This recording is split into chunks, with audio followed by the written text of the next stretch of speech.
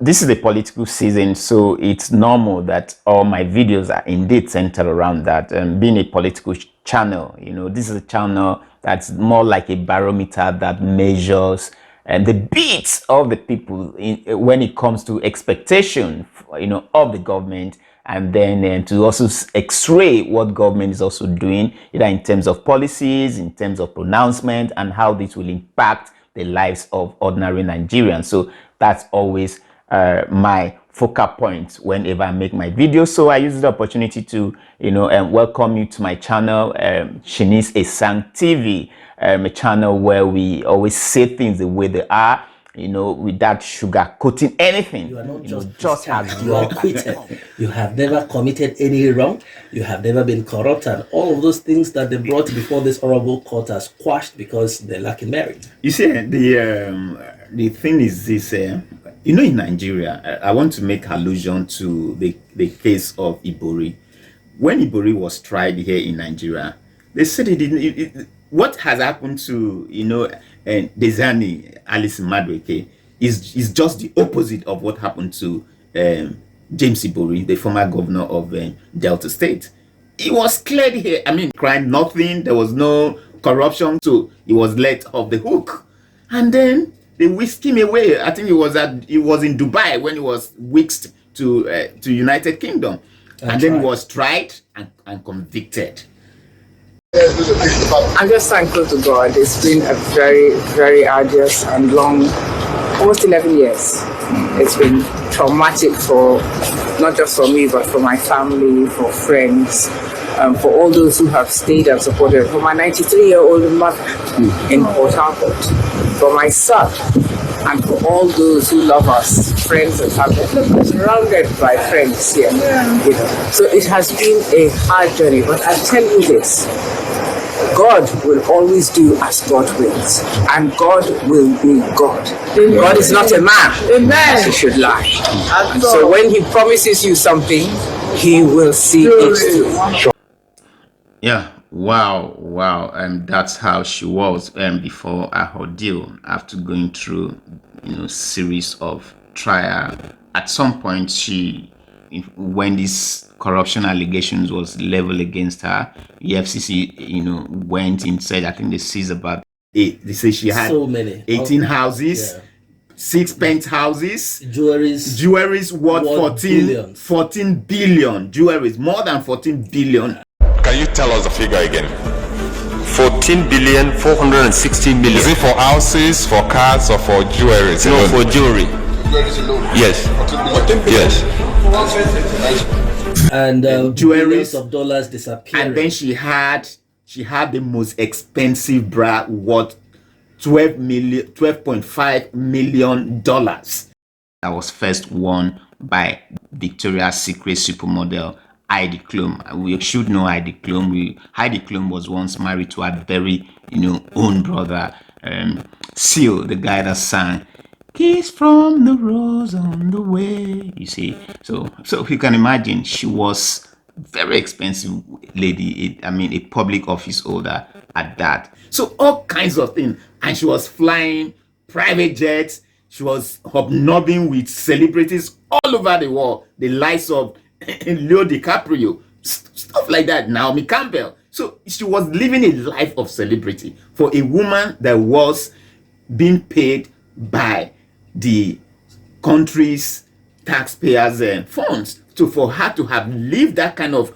ostentatious lifestyle, because she wasn't living like a public servant. It's you are the one saying that. He says, I fought corruption and they came after me. You are the one that is saying that one. That is the perception. That is what she exhibited. That was what she showcased. Yeah. Where she was, they called her then the black oil controller. You can imagine that. And she was I think the first female OPEC president.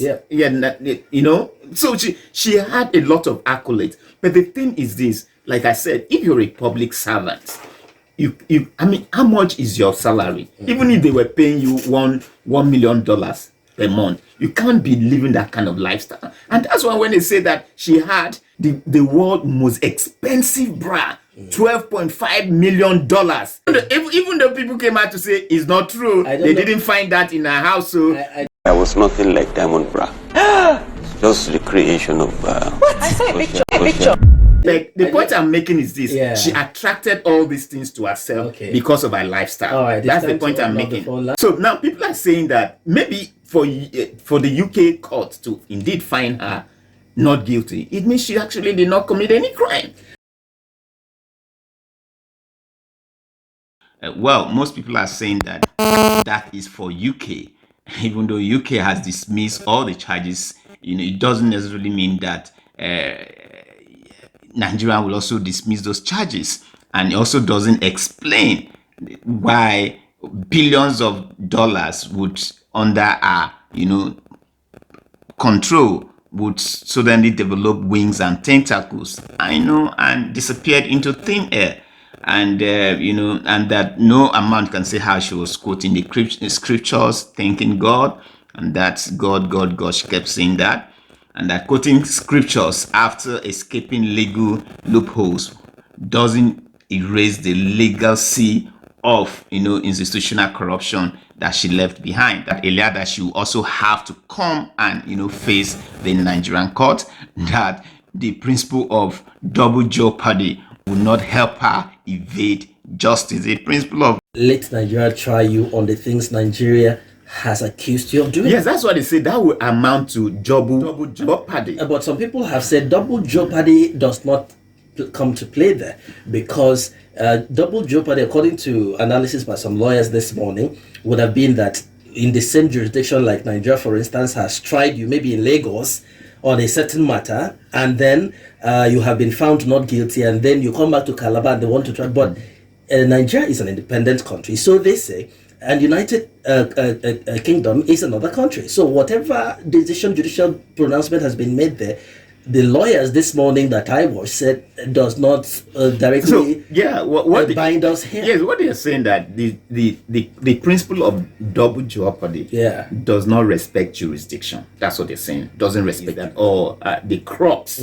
of that principle is that you cannot be tried twice on the same issue. What if there are other issues? If there are, that one does not immune you against maybe fresh issue. Like if she comes into Nigeria because she's been tried of corruption. So now you can't come back to Nigeria and then be tried on the same offense. Except Nigeria will have to bring a different thing that is completely out of what you were tried and then you got your freedom from. So that's basically that. Okay, I said I was going to talk about Peter because I asked, with all these things just going on left, right, center, here and there.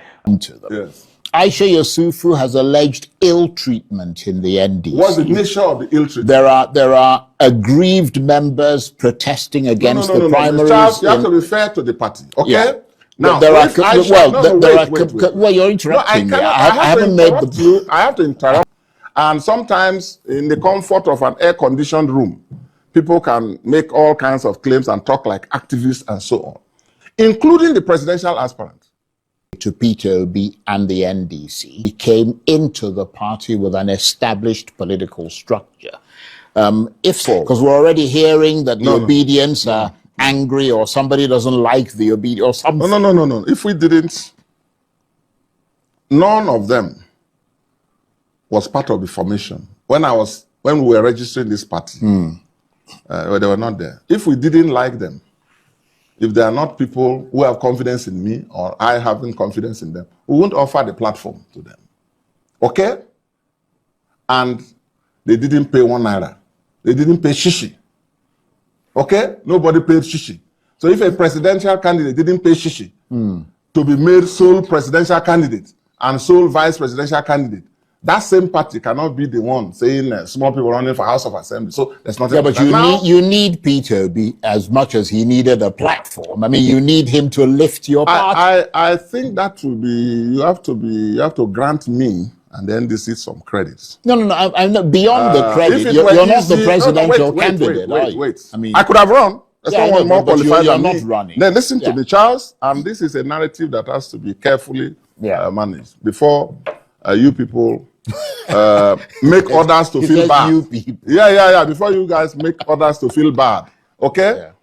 There's no one more qualified than me to run for presidency of Nigeria. None. The platform is there. Peter Obi is a cherished member of our party. And on our own, we have made him a presidential candidate, sole presidential candidate. Sole. And that counts for something. Okay? I'm a process person. That's why I tell. That's why I have big mouth. That's why I can talk anyway, because I follow, I dot my eyes and in this process I've done it. I've kept quiet deliberately because I felt, I'm going to be focusing on the bigger picture. Things that you see, even from that video that you see there, that really didn't sound as this is someone who is a leader of a party and wants to lead that party. Because you're selling market to the people. You don't sell it with arrogance. You sell it by stooping to conquer. Some things you will see that, this thing, they will say this, so you just calm down. This is a time to call. There are a lot of people who are aggrieved, and rightfully so. The process that we're done, this is the time to pacify people. This is the time to call people and say, hey, please, we're sorry. We're sorry for what happened. It's not, we would have wanted better. We will improve. We go on to be better. Not the one of telling people that, I can't. And I don't understand what was Serake this in thinking when he's talking about the fact that he can be president. Everybody can be president. Even me that I'm standing here, I can run for president too. I can run. That's okay. Peter Obi left Labour Party. He left. Okay, I think his journey started from ABGA. From ABGA, he left ABGA to PDP. From PDP, he went to Labour. From Labour, he went to ADC. From ADC, he's in NDC. And I don't know. Of course, you can see the issues NDC is having. I think I posted a video last time that I said, you can imagine a lot of people coming out to say that NDC is indeed having problems. If NDC is having problems, because whenever there's a problem, Peter Obi is affected, and he would come. And I ask, why can't Peter Obi have his own political party? Why can't he have his own political party? That's the question. Because you can see all the political parties he's been hobnobbing with. They are always having one problem or the other. He went to ADC, you saw the problem there, he ran. He went to Labour, you saw the problem he had there. He was in PDP, you saw the problem he had there. So why can't the Peter Obi that we know, why can't he set up his own political party? That he will say, okay, this is my own. Of course, you saw what happened in Bayelsa. Even when the governor of Bayelsa State, decamped to APC, and his godfather, Serake Dixon, that brought him, did not go with him. Unlike what happened in Delta State when Sheriff went with the former governor. But he didn't go because the man had in his mind that he was going to bring up his own political party, which he finally did. And Peter Obi decamped from ADC to that political party. And now the political party can see what is going on in ADC. Some people are saying that Kwankwaso is being planted, all kinds of story. All kinds of story. So nobody really knows what is going to happen. So why, if he had formed his own political party, at least he will be in control of that political party. He will be the presidential flag bearer of the party. You can imagine what Dixon is even saying, Serake Dixon even saying that he's the most qualified to also be a president, to be the flag bearer of the party. Because it's his party, he can do that. He can do so. So why can't Obi also have his own political party? I don't want to overanalyze this issue, because if I do, you guys will start coming for me. But I just want to leave it at that. Let it be food for thought.